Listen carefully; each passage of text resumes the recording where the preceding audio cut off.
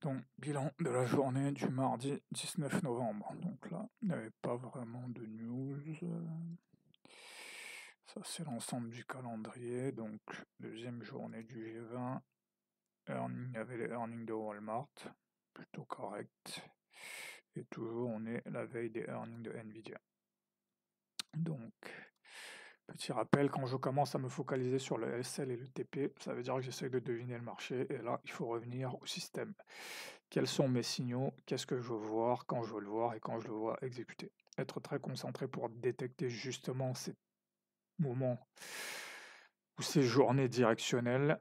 Ne pas être complaisant dans ces moments et journées directionnelles. C'est quand c'est le easy mode, il faut être le plus agressif. Accepter les journées où je vais prendre que 1 à 3 trades et terminer. Après 2-3 jours simples, souvent il va y avoir 2-3 jours moins simples. Invalidation et validation reste des probas. Ça me rappelle juste que voilà, tout, n'importe quel signal va échouer à un moment ou à un autre. Et il va aussi avoir ces moments de réussite. Tout ce que j'ai à faire, c'est prendre le signal dans la direction indiquée jusqu'à l'invalidation ou la target. Faire le choix simple de l'instrument qui montre les signaux convergents dans la même direction, volume et espace, ça c'est important. Je veux trader quand c'est simple, pas quand c'est compliqué. Ne pas entrer dans le mode évaluation. Est-ce que RB50 MIVHB ça marche? Ça a déjà été fait, c'est plus la peine. Donc maintenant, juste j'identifie ma grille, mon signal, ma signal bar, ma target. Je choisis la taille, j'exécute.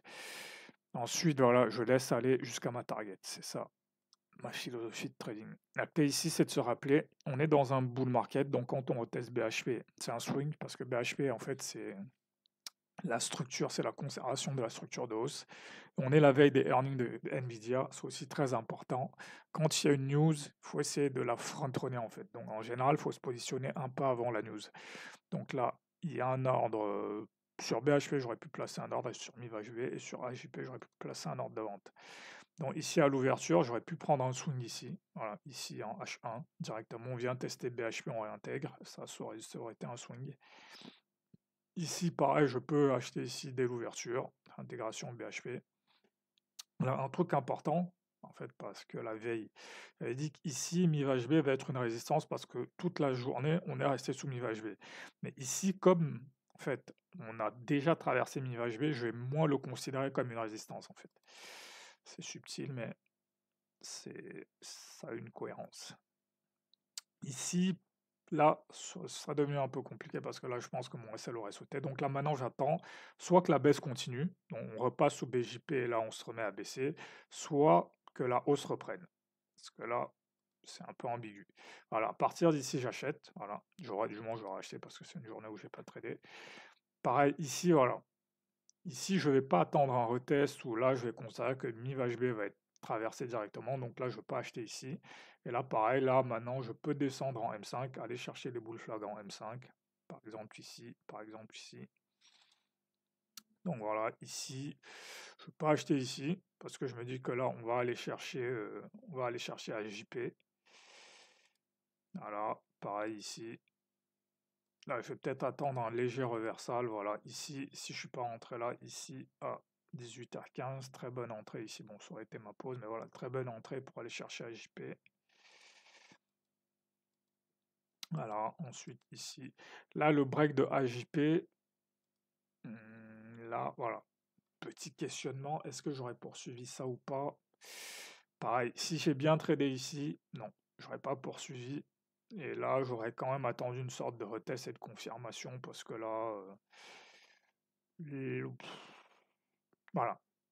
Ici, voilà, mon front run aurait dû se passer avant en fait. Donc là, j'attendrai éventuellement un retracement et une reprise pour tenter un front run. Donc là, ici, il est 20h45. Donc là, j'aurais dû rentrer très tôt pour mon front run. Et là, c'est pas, il n'y a rien de compliqué ici, franchement. Ici, je vais acheter ici, peut-être acheter ici. Ensuite, j'aurais pas tenté le break de AJP. J'aurais plutôt mis un ordre de vente ici. Et là, je serais peut-être rentré ici pour tenter un front run si j'étais pas rentré avant. Donc, qu'est-ce que ça donne sur les autres indices?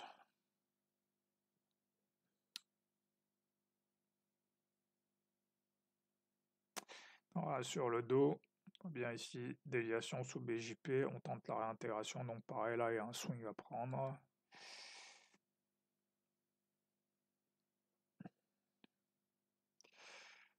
Pareil ici sur le Nasdaq, ouais, le Nasdaq qui ressemble quasiment trait pour trait au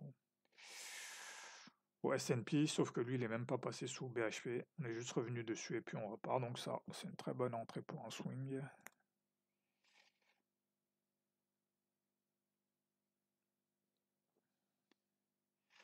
Ensuite, ici, sur le FTSE, ouais, j'aurais vendu, ouais, ici j'aurais eu un signal de vente parce que là, on échoue à breaker AJP, fort probable d'aller chercher MIVHB, donc là, j'aurais eu des signaux ici.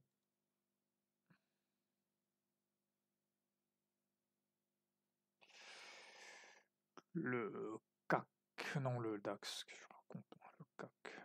Ici, on échoue à intégrer MIVHB, on peut aller chercher BJP, donc oui, signal aussi. Ensuite ici, ce break là, j'aurais pas forcément vu.